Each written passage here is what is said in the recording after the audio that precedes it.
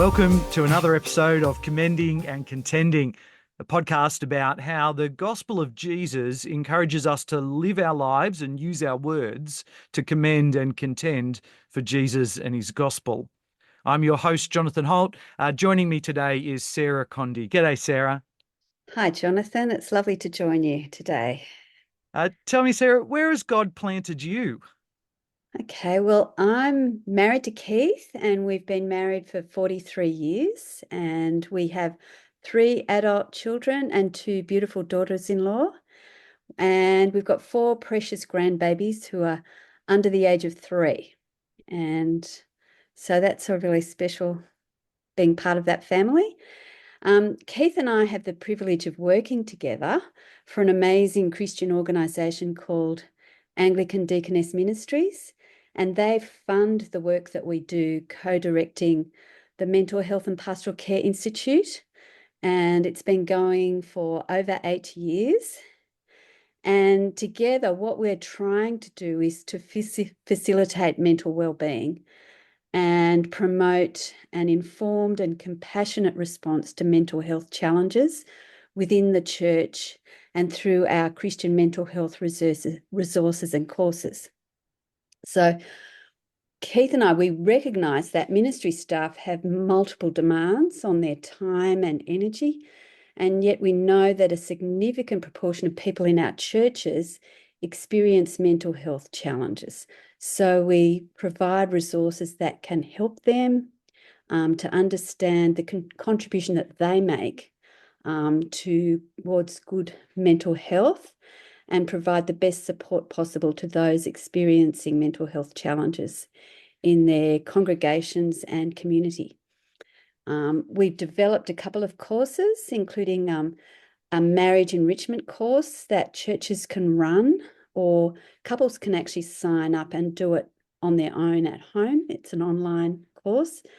And we've got a really helpful website with lots of videos and prayers, devotions, and really helpful information on all sorts of mental health topics.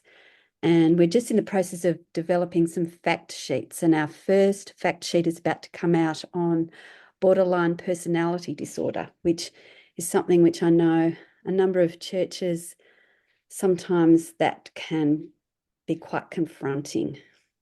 It sounds like important but really significant and serious work. Thank you for being involved in that space of mental well-being and pastoral care. That sounds, this sounds like there's great resources at the website. Hey, how's God been encouraging you recently, Sarah? Okay, that's a good question. So last year, Keith and I moved from the inner west of Sydney, where we'd been living for most of our married life, and we moved up to the Blue Mountains. So moving meant that we left the church that we were really happy at. We'd been going there for 9 years, and we needed to find a new church. And I really wanted to go to our local church, and so that's where we started. And the Lord has really encouraged us both with our new church. The congregation have been very welcoming, they've been warm, and just have really helped us feel very connected.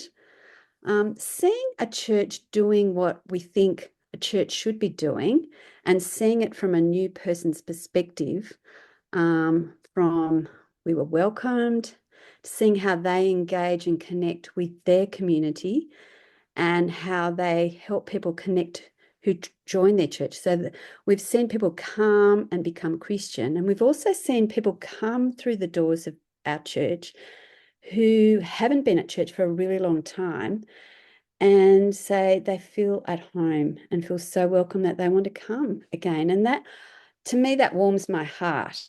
Last year was actually quite a hard year for our family. We had a little granddaughter born very prematurely at 28 weeks, and their family live on the mid-north coast of New South Wales. And our daughter-in-law and baby were in a hospital 2 hours drive away. And so I was spending quite a lot of time traveling up the mid-north coast to care for our 17-month-old grandson. So it's hard to get to know your own local community when half the time you're not actually there. But actually, our new church really worked hard at offering good care and support, and I just found that very encouraging. And I read this beautiful verse in Psalm 68 this morning, that God sets the lonely in families. And I think as a church, we can be family to people who are, you know, they're just finding life a bit hard. And that was certainly our experience last year.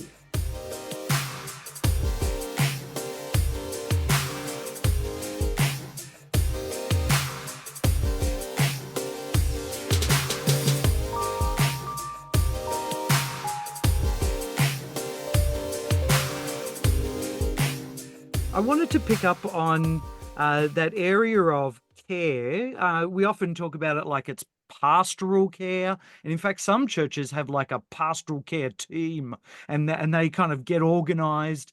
I don't know, maybe sometimes we know there's a pastoral care team and we think we're off the hook because the team's kind of going to do the pastoral care.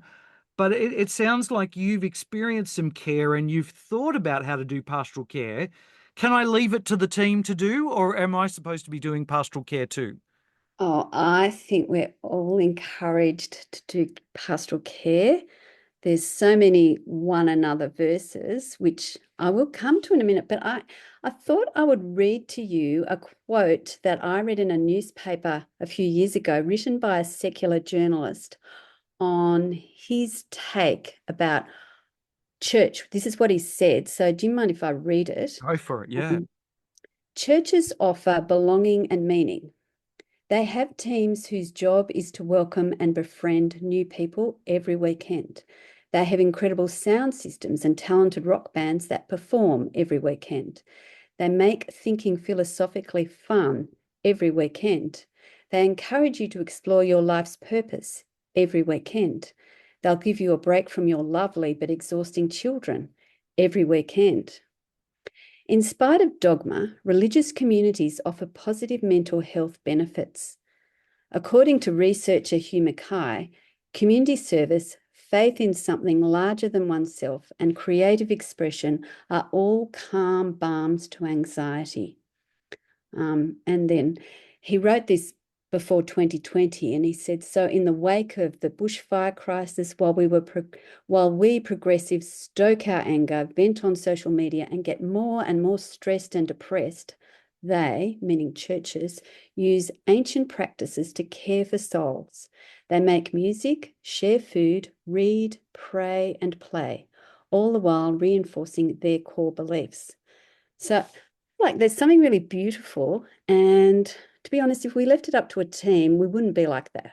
I think there's something organic about us all being something where we're all contributing towards that. So how do we do that care for souls? Like, how do I come? What sort of things should I be thinking as I get to church, or perhaps as I join in my weekly small group, my growth group, life group, whatever we call it, or I'm just catching up with others from church? What are the sort of attitudes or approaches that kind of make pastoral care really sing?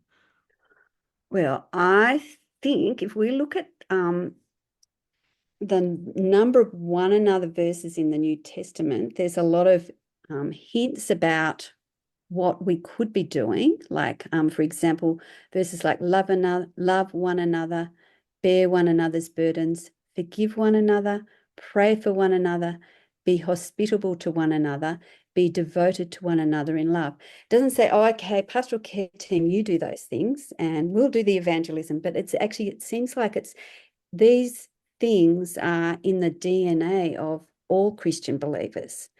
And I think when we're like that, um, our non-Christian friends, our non-Christian family, and our non-Christian community will notice and say, oh, I want to be part of that. I mean, I know your church looked at the one another verses last year. So what sort of impact did you see that had on? Yeah, for our church weekend away, our church retreat last year, we heard a couple of talks on some of the one another verses, but also spent time doing group activities. And one of the things our church loves on the church retreat time is that that's an all age thing. So the kids and the adults and the teenagers in groups together from different congregations looked at particular groups of one another verses. And I think in some cases, people were just encouraged that the sort of things they were doing were the sort of things that they ought to be doing in terms of words of encouragement or acts of love, but Mhm. also some of the challenging ones of the ways in which maybe we need to rebuke one another, or we need to find ways to show hospitality, or even, as you say, bear one another's burdens. I think it is challenging sometimes. I think we feel like we're supposed to come with lots of resources and no burdens in order to be able to offer pastoral care. And so I'm waiting for all my burdens to be gone before I do something. Should I stop waiting? How Uh, do I bring my burdens into the pastoral care space? well, that's a really good question. And dare I say, um, if we all waited for that to happen, well, it would never happen, really, because I think we all come to church or to gatherings with our stuff. I think that's what part of being human and our flawedness. But what I've recently read this really interesting book that's made me think a lot about the impact that just being fully present or just listening to someone has on at those who have burdens or all of that. It's a book called How to Know a Person, and it's written by an American journalist, David Brooks. And he explores the art of seeing others deeply and being deeply known. He wrote this book because he thought he did it really badly himself and he wanted to change himself. And it's a beautiful book. And I think when we come to church, it's the ability for all of us to be willing to stop and notice another person and being fully present for them as you have a conversation together. So I don't know, when you enter a room, sometimes you eyes gaze across at the room and it's like it's a blur, or you're thinking of all the things that you need to do, particularly if you're involved in running the church, like, well, I have to preach, is the music working? You know, you're doing all of this. So the people there, it's a bit of a blur, but it's like you as a congregational pastor or ministry worker, but everyone, it's like, can we actually notice those who are there? But what I love about this book is it gets into the nitty-gritty of how to help create a community or help people form friendships or relationships. And it involves doing a small series of really small, concrete social actions. So these are the sorts of things that he poses. How do you disagree without poisoning a relationship? How do you reveal vulnerability at the appropriate pace? How can you be a good listener? How do you end a conversation gracefully? Knowing how to ask for and offer forgiveness. Knowing how to let someone down without breaking their heart. Knowing how to sit with someone who is suffering. Knowing how to host a gathering where everyone feels embraced. Knowing how to see things from another person's point of view. And these are really important skills which can help a church do pastoral care effectively. And I think a lot of people genuinely want to be someone like this, but they feel like they lack the skills.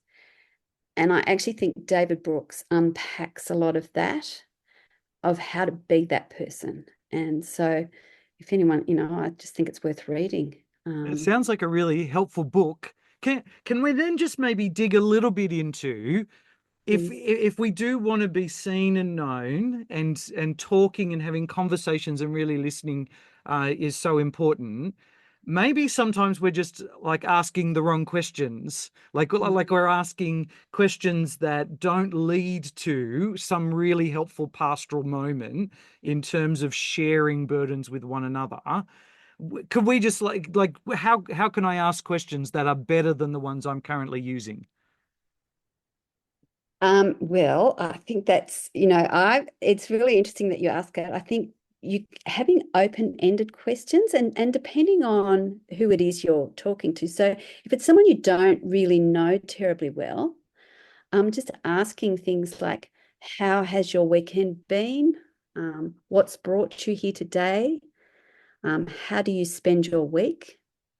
I met a woman last Sunday and she asked me, I'd never met her before, and she was asking me about my work. And she said to me, what do you love about your work? And I thought that was a beautiful question because it made me think and then share what I wanted to say in response. So it's actually, I suppose that those kind of questions, but then for someone who you do know, asking questions like, well, how's your week been?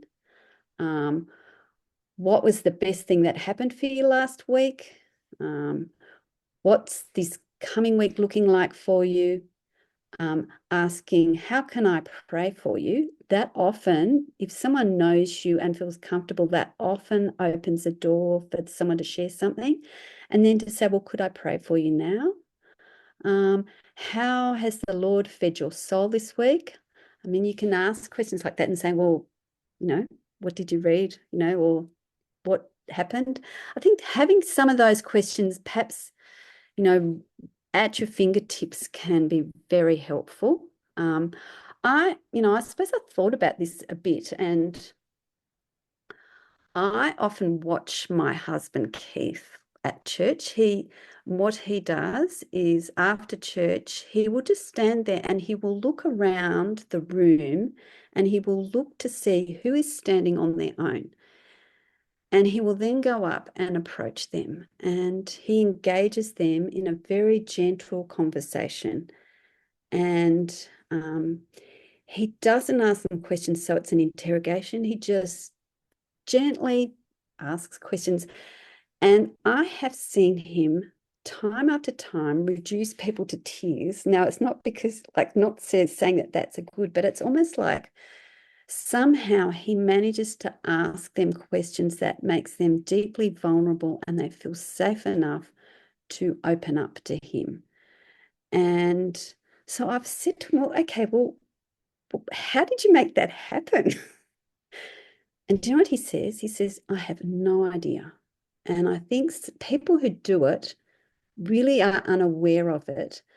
But I actually think the key to it is to being fully present and you're focusing on them.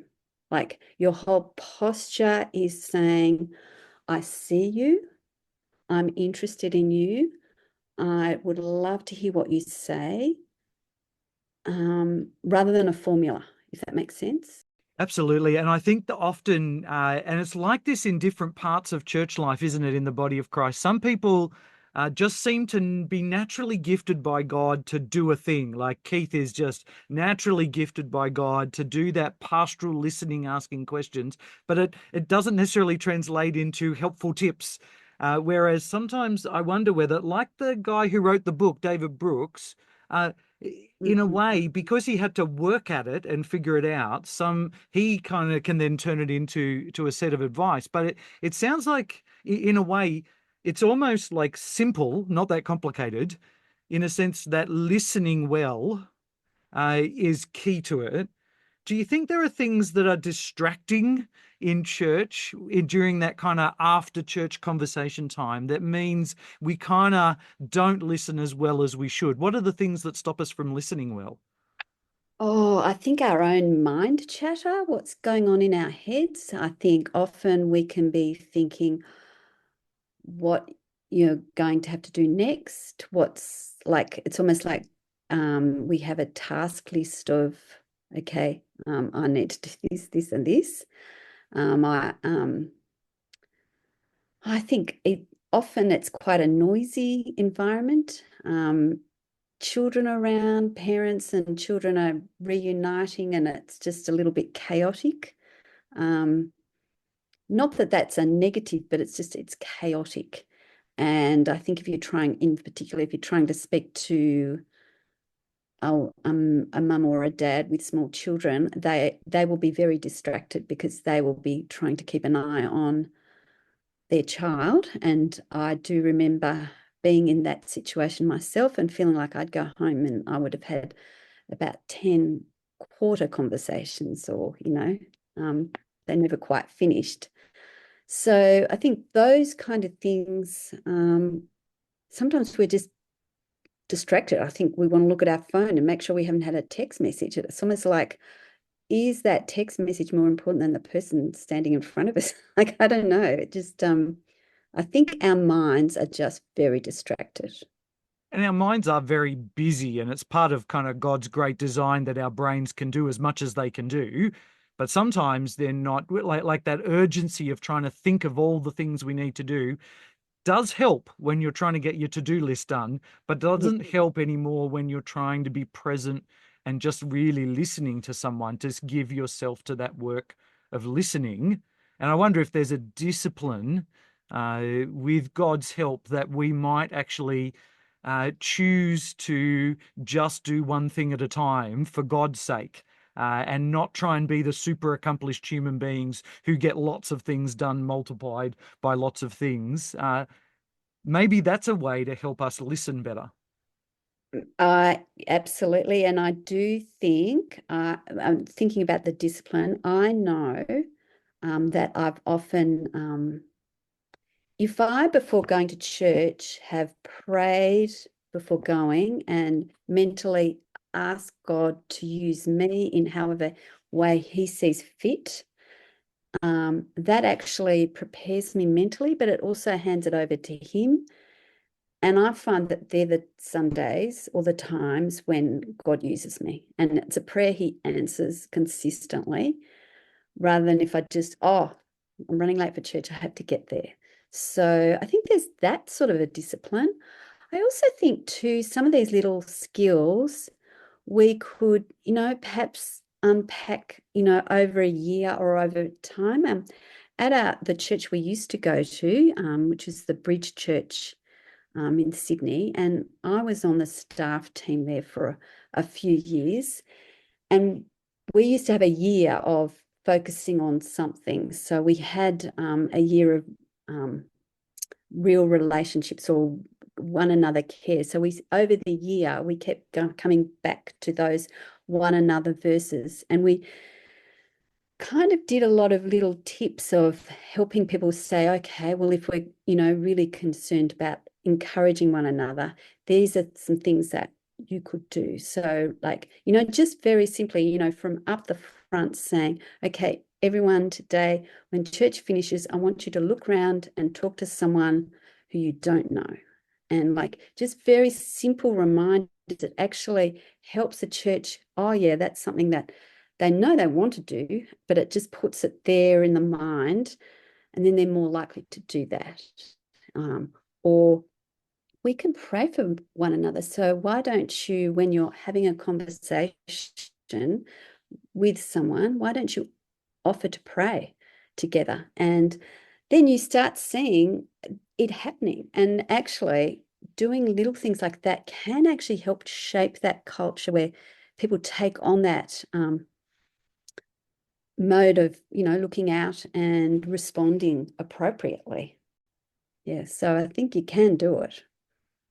Thanks, Sarah. It's been so helpful chatting to you today about these pastoral care and how important it is for us to notice and see ways to really recognise and welcome people. Oh, yeah, thank you. It's been really lovely to have this chat with you, Jonathan. Thank you.